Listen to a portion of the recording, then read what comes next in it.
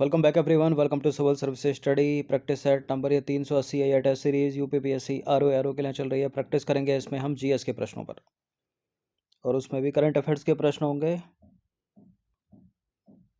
बाकी इस test series की प्लेलिस्ट बना रखी है, वहाँ पर आप टेस्ट नंबर 1 से लेकर 380 तक पहुँच सकते हैं। सारे के सारे प्रश्न इंपॉर्टेंट है। 11 फरवरी को एग्ज़ाम है इसका, तो हर दिन प्रैक्टिस करते रहिएगा। ये आज की डेट का दूसरा टेस्ट है, तो इसमें हमने ऐड किए हैं 15 प्रश्न। मॉर्निंग के टेस्ट में भी 15 प्रश्न थे, यानी टोटल आज हो गए 30 प्रश्न। तो पहला प्रश्न इंपॉर्टेंट प्रश्न, वर्ष 2023 तक भारत में कितने रामसर स्थल हैं यानी वेटलैंड साइट? 73, 74, 75, 76। वर्ष 2030 तक भारत में जो रामसर स्थल है उनकी संख्या है 75, ऑप्शन नंबर सी। देखिए, आर्द्र भूमियों पर रामसर अभिसमय एक अंतर सरकारी संधि है जिसे 2 फरवरी 1971 को कैस्पियन सागर के दक्षिणी तट पर ईरानी शहर रामसर में अपनाया गया था। भारत में कुल रामसर स्थल कितने हैं? 75, 75। और हर साल विश्व आर्द्र भूमि दिवस कब मनाया जाता है? एक मोस्ट इम्पॉर्टेंट प्रश्न है। 2 फरवरी को मनाया जाता है। हर साल उसकी थीम भी इम्पोर्टेंट होती है, एग्जाम में पूछ ली जाती है। क्वेश्चन नंबर 2 पर आ जाइए। निम्नलिखित में से कौन सा रामसर स्थल राजस्थान में निहित है? बुलर झील, सुर सरोवर, सांभर झील या कारवाटक वेटलैंड? देखिए, राजस्थान का जो रामसर स्थल है यहाँ पर वो है सांभर झील, ऑप्शन नंबर सी। सुर सरोवर है उत्तर प्रदेश में। इन सभी टेस्ट की आप फुल टेस्ट सीरीज प्राप्त कर सकते हैं, नंबर इस पर कॉल या व्हाट्सअप करके। तो भारत में 2 रामसर स्थल स्थित हैं, कौन कौन से? राजस्थान में 2 रामसर स्थल स्थित हैं। मार्च 1990 में सांभर झील को रामसर स्थल के रूप में घोषित किया गया था। और दूसरा है केवला देव घाना राष्ट्रीय उद्यान, इसे जो है अक्टूबर 1981 में घोषित किया गया। ये पॉलिटी का प्रश्न है। भारतीय संविधान का अनुच्छेद 44 किसका भाग है? इंपॉर्टेंट है प्रश्न। तो 36 से 51 तक हैं राज्य के नीति निदेशक सिद्धांत। तो राज्य के नीति निदेशक सिद्धांत का भाग है डीपीएफपी, बी है इसका आंसर। देखिए, नीति निदेशक सिद्धांतों में वे सभी आदर्श शामिल हैं जिनका राज्य को अपनाना चाहिए, जिनको राज्य को अपनाना चाहिए और देश के लिए नीतियान एवं कानून बनाते समय ध्यान में रखना चाहिए। नीतियाँ, ठीक है, नीतियाँ। और भारत के संविधान के भाग 4 में अनुच्छेद 36 से 51 तक राज्य के नीति निदेशक सिद्धांत शामिल है, इंपॉर्टेंट है, याद रखिएगा। और इन सिद्धांतों का उद्देश्य भी एग्जाम में पूछा गया है, सामाजिक आर्थिक न्याय सुनिश्चित करना और भारत को एक कल्याणकारी राज्य के रूप में स्थापित करना, या राज्य को एक कल्याणकारी राज्य के रूप में स्थापित करना।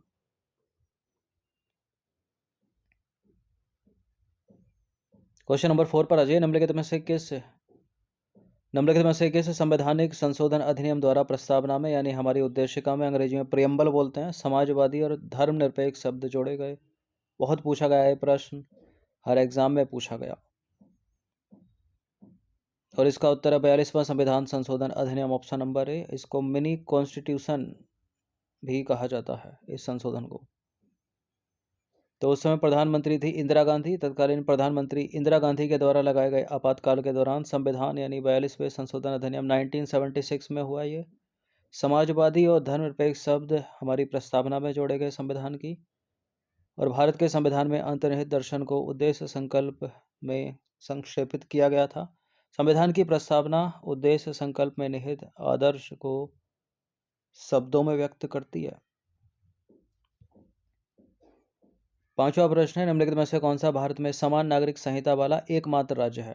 प्रश्न ये भी इंपॉर्टेंट है, और वो एकमात्र राज्य है गोवा, ऑप्शन नंबर सी है इसका आंसर। देखिए, समान नागरिक संहिता यानी कॉमन सिविल कोड की परिकल्पना पूरे देश के लिए कानून प्रदान करने के लिए की गई है, जो सभी धार्मिक समुदायों पर उनके व्यक्तिगत मामलों जैसे कि विवाह, तलाक, विरासत, गोद लेने आदि पर लागू होता है। अब तक गोवा समान नागरिक संहिता वाला भारत का एकमात्र राज्य है। क्वेश्चन नंबर 6 पर आ जाइए। राष्ट्रीय भूकंप विज्ञान केंद्र स्थित है कहाँ पर? मॉर्निंग के टेस्ट में था, भारतीय मौसम विज्ञान विभाग का मुख्यालय कहाँ पर है? और ये दोनों के दोनों पृथ्वी विज्ञान मंत्रालय के अंतर्गत आते हैं और दोनों के दोनों का मुख्यालय जो है वो नई दिल्ली में स्थित है। सी है इसका आंसर। देखिए, राष्ट्रीय भूकंप विज्ञान केंद्र पृथ्वी विज्ञान मंत्रालय के तहत देश में भूकंप गतिविधि की निगरानी के लिए भारत सरकार की एक नोडल एजेंसी है। भूकंप वेधशाला का सबसे महत्वपूर्ण उद्देश्य भूकंप के समय का सटीक पूर्वानुमान लगाना तथा उसकी जानकारी प्रदान करना है और ये नई दिल्ली में स्थित है।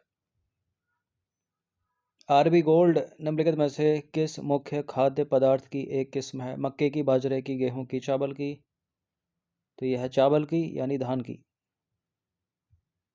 देखिए, सुगंधित चावल की सर्वोत्तम किस्म है आरबी गोल्ड। इसका उत्पादन छत्तीसगढ़ में होता है। छत्तीसगढ़ को पारंपरिक रूप से भारत का धान का कटोरा के रूप में जाना जाता है, तो विकल्प ए सही है। क्वेश्चन नंबर 8 पर आ जाइए। निम्नलिखित में से कौन सा राज्य राम गमन पथ परियोजना विकसित कर रहा है? उत्तर प्रदेश, तमिलनाडु, छत्तीसगढ़, बिहार? राम गमन पथ परियोजना कौन सा राज्य विकसित कर रहा है? ये कर रहा है छत्तीसगढ़, ऑप्शन नंबर सी। ऐसा माना जाता है कि भगवान राम ने अपने 14 वर्ष के वनवास काल के दौरान कुछ समय या कुछ दिन छत्तीसगढ़ में बिताया था, जिसे सरकार ने राम गमन पथ के रूप में विकसित किया है। राम गमन पथ परियोजना के तहत छत्तीसगढ़ सरकार ने राज्य में 248 स्थानों की पहचान करके उनका वो विकास करेगी, जहां भगवान राम, उनकी पत्नी देवी सीता और भाई लक्ष्मण अपने वनवास काल के दौरान रहे थे। राम गमन पथ परियोजना छत्तीसगढ़ सरकार की है।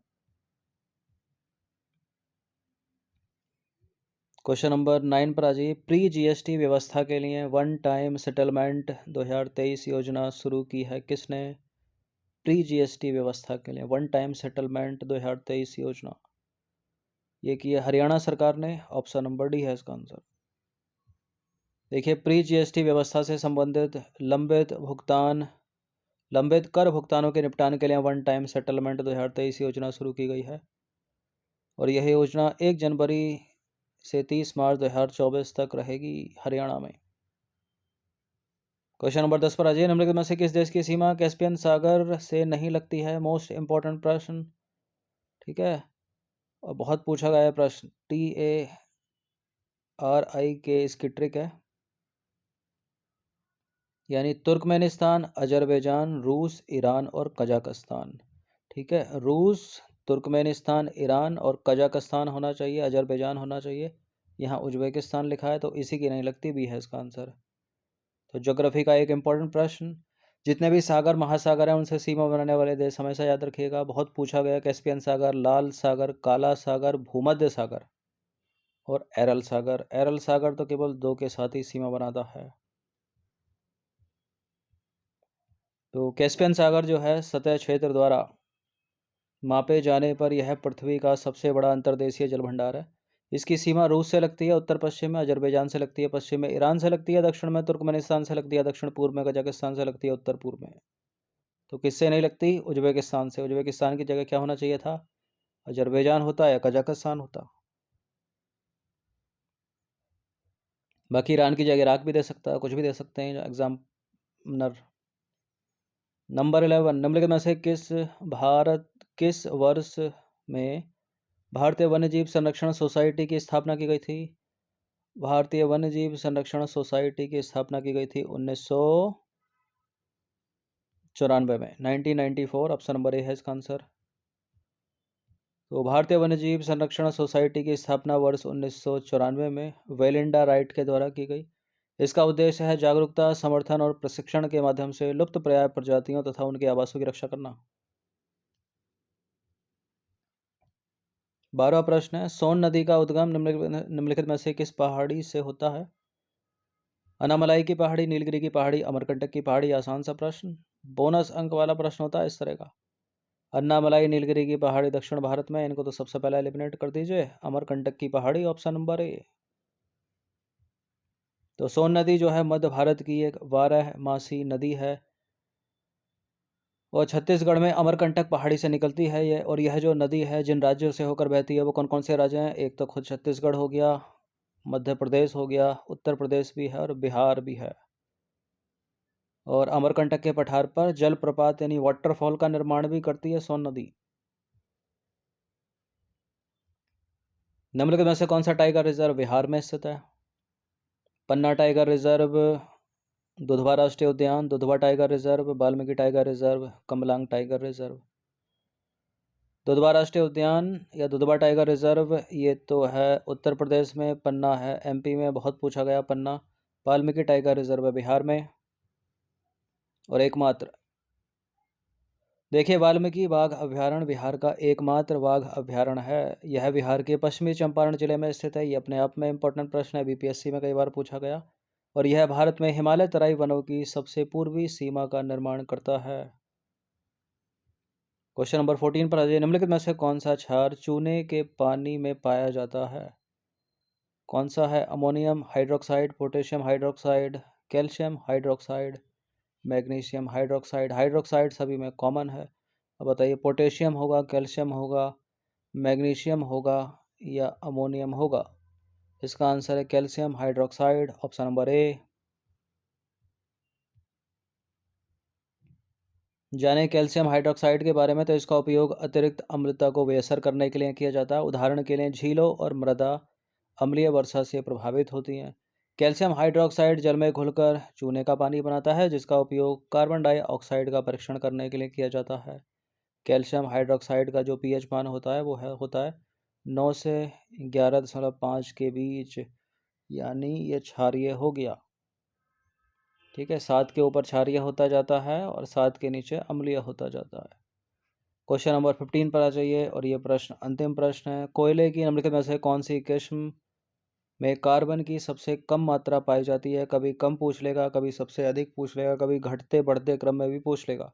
तो सबसे अधिक जिसमें कार्बन की मात्रा पाई जाएगी वो कोयला जो है सबसे उत्तम उत्कृष्ट कोटि का माना जाता है। जिसमें सबसे कम होती है वो निकृष्ट कोटि का हो गया। एंथ्रेसाइट में सबसे ज़्यादा कार्बन की मात्रा पाई जाती है, तो ये उत्कृष्ट कोटि का यहाँ सबसे कम पूछ रहा है। तो पीट कोयले में सबसे कम कार्बन की मात्रा पाई जाती है, सी है इसका आंसर। देखिए, यह है कोयला और यह है शुष्क कार्बन मात्रा। एंथ्रेसाइट में सबसे ज़्यादा है 86 से 92%। उसके बाद बिटुमिनस कोयला में 76 से 86%। लिग्नाइट कोयले में 65 से 70%। सबसे खराब किस्म का कोयला, क्योंकि कार्बन की मात्रा सबसे कम है, 60% पीट कोयले में, और आंसर अपना पीट कोयला। तो ये 15 प्रश्न हो गए हैं कवर। आज हमने प्रैक्टिस की 30 प्रश्न की। 30 के 30 इंपॉर्टेंट है, इनकी प्रैक्टिस कर लीजिएगा। इन सभी टेस्ट किया फुल टेस्ट सीरीज़ प्राप्त कर सकते हैं। ये नंबर इस पर कॉल या व्हाट्सअप करके। बाकी सब्सक्राइब रखना सिविल सर्विसेज स्टडी चैनल को। धन्यवाद। यूपीपीसीएस की टेस्ट सीरीज़ बहुत जल्दी कंटिन्यू करेंगे, क्योंकि उसका भी फॉर्म आ गया है।